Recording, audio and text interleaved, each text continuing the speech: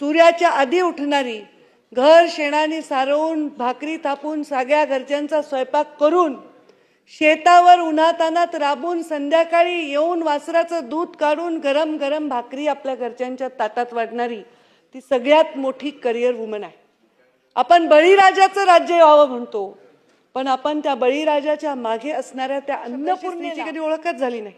9 महिने गर्भधारणा करून असंख्य वेदना करून जन्म देताना एक क्षण लागतो तिला की तिच्या नवऱ्याचं नाव बापाचं नाव. माझे सहकारी कृषी मंत्री सन्माननीय दत्ता मामा भरणे यांनी महाराष्ट्र महिला शेतकरी सक्षमीकरणाचं जे बिल आणलेलं आहे, या बिलाच्या बद्दल आणल्याबद्दल मी अभिनंदन करण्यासाठी सभागृहात उभी आहे.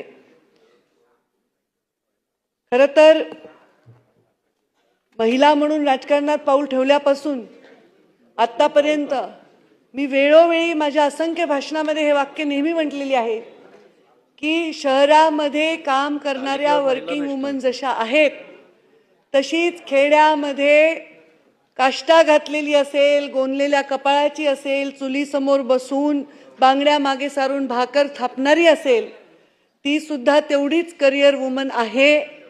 आणि सकाळी सूर्याच्या आधी उठणारी, घर शेणाने सारवून भाकरी थापून सगळ्या घरच्यांचा स्वयंपाक करून शेतावर उन्हातानात राबून संध्याकाळी येऊन वासराचं दूध काढून गरम गरम भाकरी आपल्या घरच्यांच्या ताटात वाढणारी ती सगळ्यात मोठी करिअर वुमन आहे.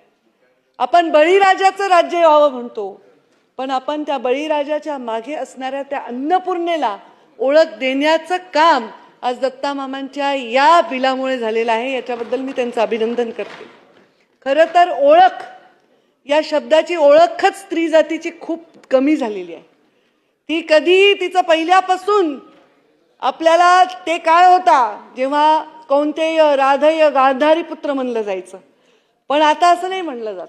आईच्या नावाने ओळखलं जात नाही किंवा एखाद्या स्त्रीच्या नावाने घर ओळखलं जात नाही, पण तिच्या मागे ते घर उभं करण्यासाठी तिचे अथांग कष्ट असतात आणि त्या कष्टाला सन्मान देणारं हे बिल आहे असं मी म्हणेन.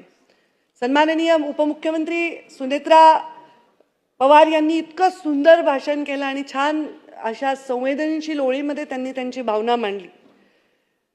ही भावना मांडत असताना सन्माननीय आमचे सदस्य आदित्य ठाकरे यांनी पण मांडले आणि मला एक गोष्ट मला आवडली आणि मी आणि आदिती तटकरेंनी एकमेकांकडे बघून नॉड पण केलं, म्हणजे आम्ही मान हलवली. कारण आम्ही आजच्या युगातल्या स्त्रिया आहोत. माझ्यापेक्षा थोडी लहान आहे आदित्य, बरीच लहान असेल, पण या स्त्रीला सारखं तू माझी लेक आहे बाई, तू माझी बहीण आहे बाई, तू माझी अमुक आहे, मामा आहे, मी तुझा काका आहे, मी तुझं संरक्षण करीन, ही भाव नकोय.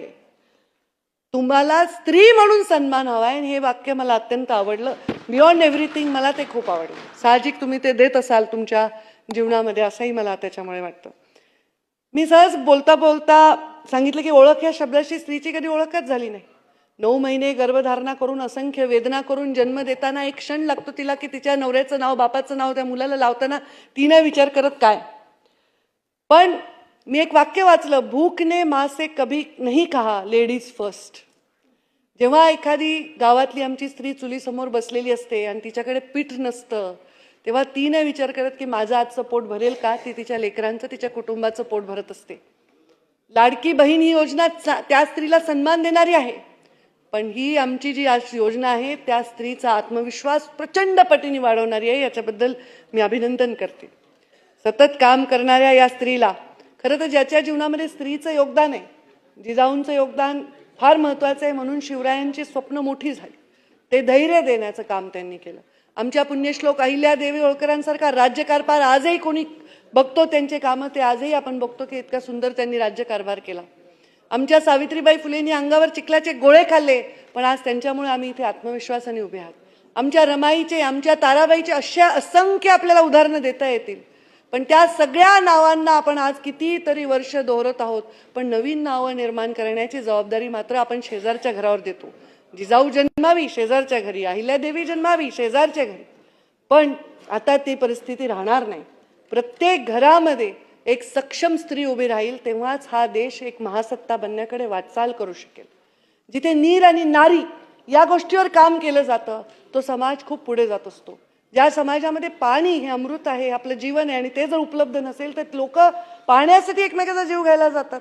आणि स्त्रिया बघा ना, तुम्ही आज जर टीव्ही लावला तर असंख्य घटना तुम्ही बघा, ह्या कशासाठी घडतायत. बांधावरनं भांडणं येत नाही तर महिलेचा अपमान केला, महिलेला, आपल्या घरातल्या महिलेला सुरक्षा नाही दिली. खूप कठीण परिस्थिती या महिलांच्या वर येते, पण मला वाटतं ती खूप सक्षमपणे काम करते. आणि म्हणून तिच्या या सक्षमपणाला अजून सक्षम करण्याचा निर्णय या बिलाच्या माध्यमातून होणार आहे. या बिलात सुद्धा इतकं सौंदर्य आहे. मी म्हटलं की स्त्री स्वतःची ओळख कधी मागतही नाही आणि ती कशावर हक्कही सांगत नाही. अजूनही तुम्ही बघा, सरकारनी कायद्याने अधिकार दिलाय, पण बहीण पटकन लिहून देते हो भावाला, मला हिस्सा नको. अजूनही अशा बहिणी 90% असतील, 10% भांडत असतील, सहज लिहून घेते की मला नको. इथे सुद्धा तिने मागितलं नाही त्या शेतावर हक्क, सातबाऱ्यावर नाव तिने मागितला नाही, मालकी हक्क. तिने फक्त सांगितले की ते शेत मी कसते, त्या शेतात मी परिश्रम करते, त्या परिश्रम म्हणून मी शेतकरी आहे, हे तिने मागितलेली न मागलेली मागणी तुम्ही लक्षात घेतलेली आहे. ह्याच्याबद्दल तुमचा अभिमान.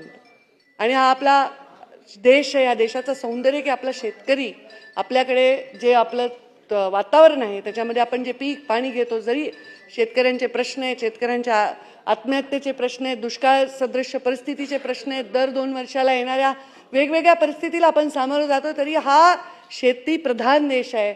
आणि म्हणून आज आपल्याकडे कोणी उपाशी मरणार नाही ही परिस्थिती अजूनही आहे की आपलं बाबा एकरभर रान आहे, आपल्यापुरतं तरी खायला माणसं करतात.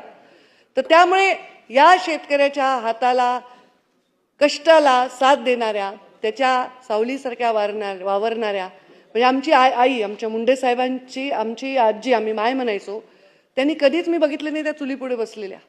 त्या आमचे आजोबा वारल्यानंतर त्या नेहमी शेतावर जायच्या. सगळी शेती वाडी, चौघं पोरं लहान लहान त्यांनी एकट्याने वाढवली. ही क्षमता आहे. आत्महत्याग्रस्त शेतकऱ्यांवर आपण बोलता, सांगा बरं एखाद्या महिलेने आत्महत्या केली आहे, तिच्या घरावर संकट आले, ती किती धैर्यवान आहे.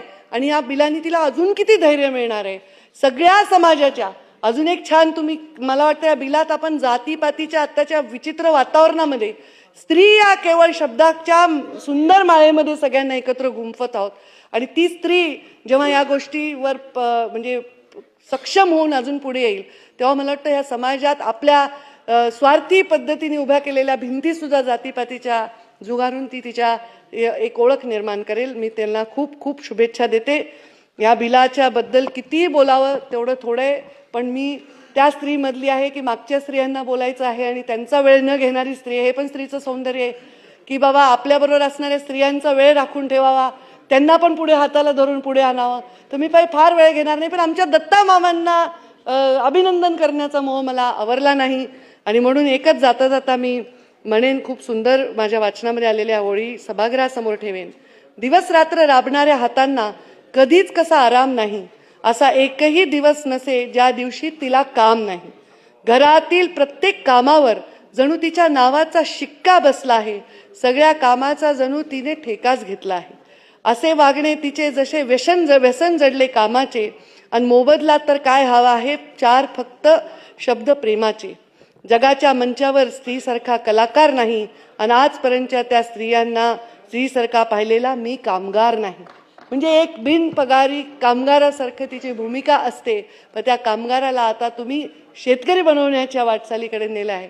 आणि सक्षम शेतकरी बनवण्याच्या आणि सगळ्या योजना, आता आम्ही सुद्धा पशुसंवर्धनमधनं शेतीचा दर्जा दिलेला आहे, तर मला वाटतं ह्याच्यामध्ये सगळ्यात जास्त माझ्या खात्यामधनं मला या स्त्रियांना न्याय देता येईल. सगळ्यात जास्त पशुपालक शेतकरी स्त्रियांना आपल्याला सक्षम बनवता येईल आणि खूप सुंदर योजना होईल. महाराष्ट्र सुजलाम सुफलाम आणि ग्रामीण महाराष्ट्र अत्यंत कंटेंट म्हणजे समृद्ध असं जीवन जगेल असा मला विश्वास आहे. परत एकदा अभिनंदन करते, स्वागत करते आणि माझ्या वाणीला विराम देते.